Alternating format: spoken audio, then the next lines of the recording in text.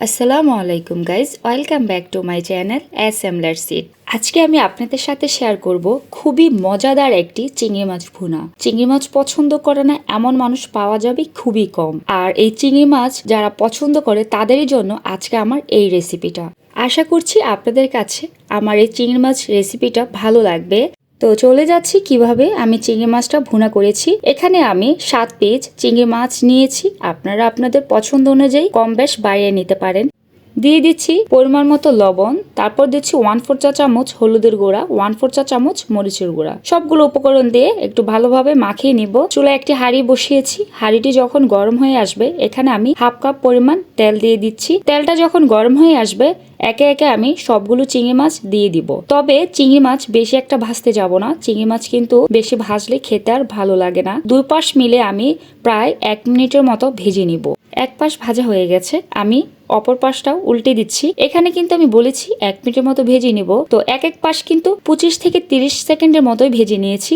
চিংড়ি মাছ ভাজা কমপ্লিট। এখন চিংড়ি মাছগুলো উঠিয়ে নিব। আমি যে হাঁড়িতে চিংড়ি মাছটা ভেজে নিয়েছি সেম হাঁড়িতেই আমি মাছটাকে ভুনা করব। তো এখন এখানে আমি 2 টেবিল চামচ তেল একটু বাড়িয়ে নিয়েছি। তেলটা দেওয়ার পর যখন গরম হয়ে আসবে এখানে আমি দিয়ে দিচ্ছি 6 থেকে 7টি পেঁয়াজ কুচি করে নিয়েছি। পেঁয়াজটা দেওয়ার পরে একটু ভালো করে ভেজে নিব প্রায় 5 থেকে 6 মিনিটের মতো। পেঁয়াজটা দিয়ে কিন্তু ভালোভাবে ভাজতে হবে, পেঁয়াজের কালারটা চেঞ্জ হওয়া আগ পর্যন্ত। অন্যান্য রান্নায় কিন্তু আমরা পেঁয়াজের যে কাঁচা স্মেলটা দূর করার জন্য 1 থেকে 2 মিনিটের মতোই পেঁয়াজটা ভেজে নেই, কিন্তু চিংড়ি মাছের ক্ষেত্রে একটু বেশি ভাজতে হবে। তো আমার কিন্তু পেঁয়াজ ভাজাটা প্রায় কমপ্লিট। এখানে এখন আমি দিয়ে দিচ্ছি 1 টেবিল চামচ আদা বাটা, 1 টেবিল চামচ রসুন বাটা। তারপরে এই মশলাগুলো তেলের সাথে পেঁয়াজের সাথে ভালো করে মিক্সড করে নিব। এই মুহূর্তে চুলার আঁচটা একটু লো রেখে এখানে এখন আমি দিয়ে দিচ্ছি 1/2 চা চামচ ধনিয়ার গুঁড়া, 1/2 চা চামচ জিরা গুঁড়া। সবগুলো মশলা দিয়ে আবারও একটু মিক্সড করে নিব। তারপর এখানে দিয়ে দিচ্ছি 1 চা চামচ মরিচের গুঁড়া আর 1/2 চা চামচ হলুদের গুঁড়া। দিয়ে দিচ্ছি স্বাদ মতো কিছুটা লবণ। মরিচের গুঁড়াটা আপনি আপনার স্বাদ অনুযায়ী বাড়িয়ে কমিয়ে নিতে পারেন। সবকিছু মশলা দিয়ে ভালোভাবে আবার একটু নাড়াচাড়া দিয়ে মিক্সড করে নিব। দিয়ে দিচ্ছি এখানে আমি টমেটোটা কিন্তু ভিতরে যে রসটা ছিল সেটা আমি ফেলে দিয়েছি। তবে এখানে পানি দেওয়ার আগে টমেটোটা দিয়ে ভালোভাবে কষিয়ে নিতে হবে। সবগুলো উপকরণ দেওয়ার পরে এখন আমি ভালো করে মিক্সড করে নিচ্ছি। টমেটোটা মশলার সাথে অনেকক্ষণ ধরে কষিয়ে নেব যতক্ষণ না পর্যন্ত টমেটোর যে একটা সফটনেস বের না হয়। তারপর এখানে দিয়ে দিচ্ছি পানির পরিমাণটা প্রথমে একটু অল্পই দিবেন। পানিটা দিয়ে একটু নাড়াচাড়া দিয়ে নিচ্ছি। তারপর এখানে আবারও দিয়ে দিচ্ছি আমি কিছুটা পরিমাণ পানি। আমি মশলাটাকে প্রায় 6 থেকে 7 মিনিটের মতো কষিয়ে নিব। এই যে আমি কষিয়ে নিয়েছি। এখন এখানে আমি 1 টেবিল চামচ গুঁড়া দুধ নিয়েছি। এটা কিন্তু কম বেশ সবার বাসায় থাকে। দুধটাকে গুলিয়ে এখন আমি এই মশলার সাথে দিয়ে দিব।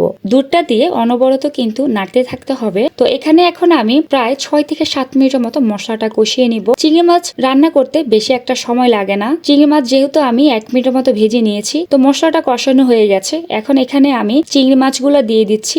আমি 5 থেকে 6 মিনিটের মতো মশলাটা কষিয়ে নিয়েছিলাম। চিংড়ি মাছটা দিয়ে এখন আমি 2 মিনিটের মতন একটু নাড়াচাড়া দিয়ে নিব। বেশি একটা আর ভাজতে যাব না। এখন এখানে আমি দিয়ে দিব পরিমাণ মতো কিছুটা পানি। এখানে আমি 1 কাপের মতো পানি দিয়েছি। পানিটা দিয়ে একটু নাড়াচাড়া দিয়ে নিব। চারপাশ থেকে মশলাগুলো নিয়ে মশলার সাথে আবারও ভালোভাবে মিক্সড করে নিব। এখানে এখন আমি ঢাকনা দিয়ে দিব 5 থেকে 6 মিনিটের জন্য। আর আমি কিন্তু 5 থেকে 6 মিনিটের মতো রান্না করে নিয়েছি। দিয়ে দিচ্ছি 4-5টি কাঁচামরিচ, তারপর দিচ্ছি স্বাদ মতো কিছুটা চিনি। সবকিছু দিয়ে এখন আমি 5 থেকে 6 মিনিটের জন্য লো আঁচে ফেলে রাখবো। এই তো হয়ে গেল আমার মজাদার চিংড়ি মাছ ভুনা। আশা করছি আপনাদের কাছে ভালো লাগবে। আমি শুধু বলবো একবার আপনারা এইভাবে চিংড়ি মাছটি ভুনা করে দেখবেন। এটা খেতে এতটাই অসাধারণ যা আসলে মেহমান আপ্যায়ন হতে বাসার সবাই খেতে অনেক পছন্দ করবে।